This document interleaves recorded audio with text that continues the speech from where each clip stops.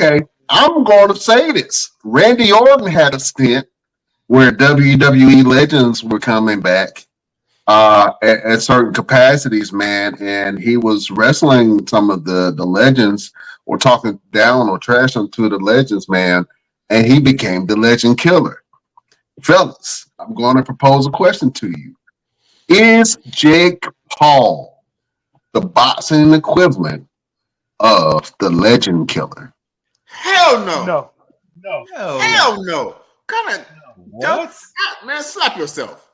I'm just saying, the last couple of fights that he's had have been against UFC legends and entertainment legends, even boxing legends with Mike Tyson. Yeah, and he's been targeting legends as of late.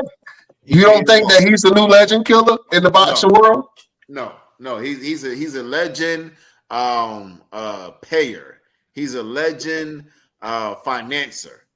That's what he is. He's a legend financer. He's paying these guys off. If these guys really got in there and really went hard on him, he wouldn't have made it past the first one.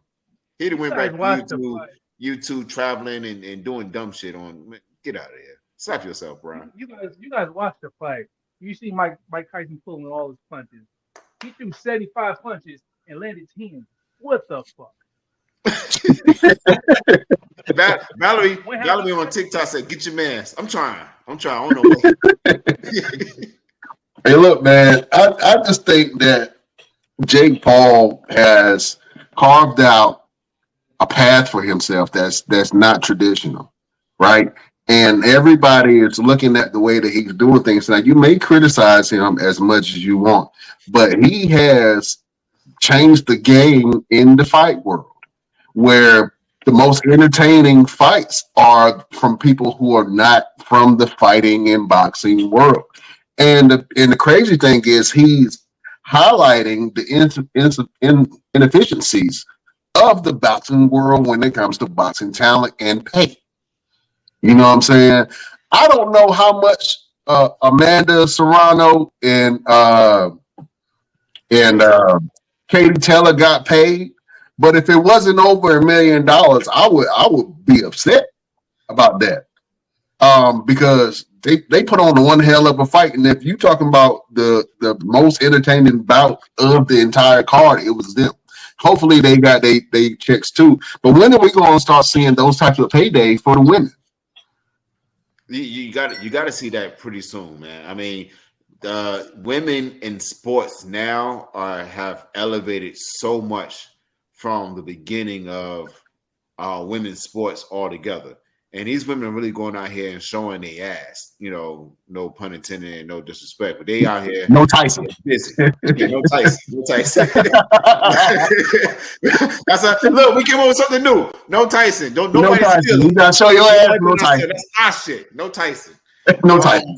These women went out here and get it. And the thing about the Jake Paul Tyson fight is that it did get a platform for a lot of people, a lot of these fighters who deserve a platform and was able to make some money. If they would make some good money, they were able to make some money and put their name out there and elevate their brand.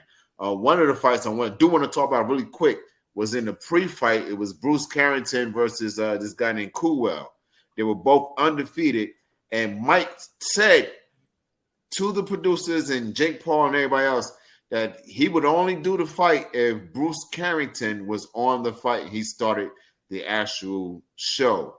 Bruce is also from Brownsville, young kid, in his early 20s, and he's out here getting busy and is putting his name out there. So shout out to Bruce Carrington. I'm working on trying to get him on the show pretty soon so we can talk to him about his career and everything he got going on. But the thing that Jake Paul and Mike Tyson did do outside of their shenanigans was open up a platform for a lot of fighters that no one probably didn't know much about or didn't know anything about at all. And they went out there and they showed out and they did exactly what they needed to do. And they elevated their brand. Absolutely. I think the only thing I would give that fight credit for is the new age people don't know how boxing fights used to be.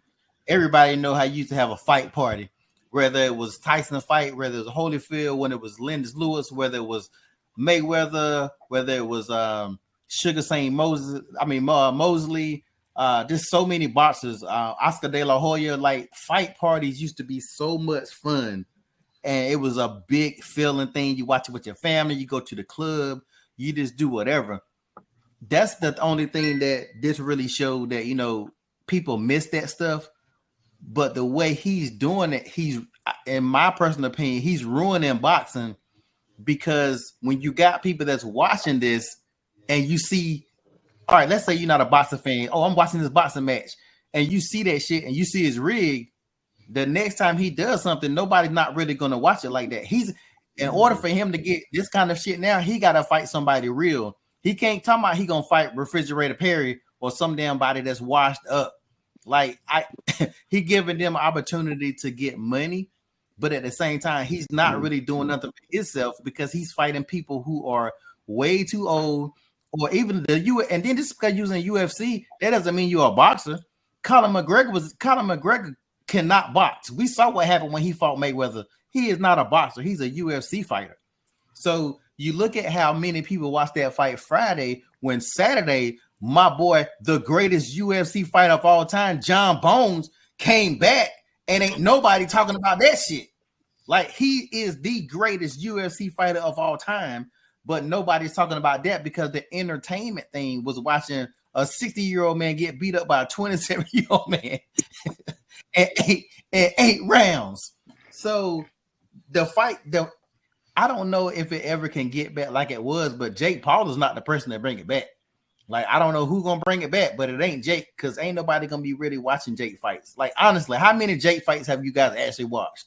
I ain't talking about highlights. I mean, you sat there outside of this. If y'all watched this one, how many of his fights y'all actually watched? This was my first. This was my first one. Mainly because it was on Netflix, and I had access to Netflix. I had just purchased a premium plan. I'm like, I'm watching this shit. But this was my first one, and you have a point. I mean, Tyson was the draw, and Jake had the wherewithal to know that, hey, if I fight Mike Tyson, if I'm talking that I'm going to fight this legend in the game, this beast of a man. We gotta hype this fight out, and absolutely the slap that time when Jake Paul, did the crawling thing and stepped on Mike's foot and Mike slapped the shit out of him. I thought that was a great catalyst to having people watch the show. And he even thanked Mike Tyson for slapping him, because it made more people tune in. You know what I'm saying? And then I'm watching the show. I'm watching the fight, and there was times where Tyson was about to load up, and he did not pull the trigger. And you could see Jake Paul flinching. I ain't never seen a boxer flinch like that. Oh, it's like, you would have thought that, I don't know, you would have thought the pit bull was loose in the damn ring. He was like, oh shit, hold on, wait a minute. Get my shit back together. But Mike could have beat him in the first round. Let's keep it real. Mike would have went in there and didn't have other stipulations. He would have, because Mike Tyson don't go to distance anyway. He's not a distance fighter. He's not a multiple round kind of guy. He would have beat that dude in the 2-minute rounds. He would have beat him at least by the second round. Mm-hmm. But he couldn't. So imagine y'all want to fight somebody, but y'all can't, because you told your kids that violence is not the way. So this other person in your face, like, slap your bald headed ass, Brian. What you gonna do, bitch? What you gonna do? But you told your kid violence is not the way. You got to look good for your kid. You gonna be biting your gloves just like Mike Tyson. Hey, listen, Mike won't knock nobody out with them Sesame Street ass feet that he had during that. I mean, he had them Big Bird feet. He won't move and worth it. I don't know. Like I say, he looked like Hank Hill Daddy, King of the Hill. He was moving so gingerly. And I'm saying this, but shout out to Mike Tyson, man. Like I say, I think you're an absolute legend, man, and I tip my hat out for you just for getting in the ring. I got to take my hat off to you, but I missed the age of heavyweight boxing. And I think that's what made me watch this fight again, because it made me feel like, man, the heavyweights are back. Obviously you got like Anthony Joshua, I think that's his name. Francis Ngannou who crossed over from UFC to boxing. He had a lot of energy behind him, and I was, I wanted to see more, and then he got knocked out, and it's like, you got how you gonna come back from that, Jack?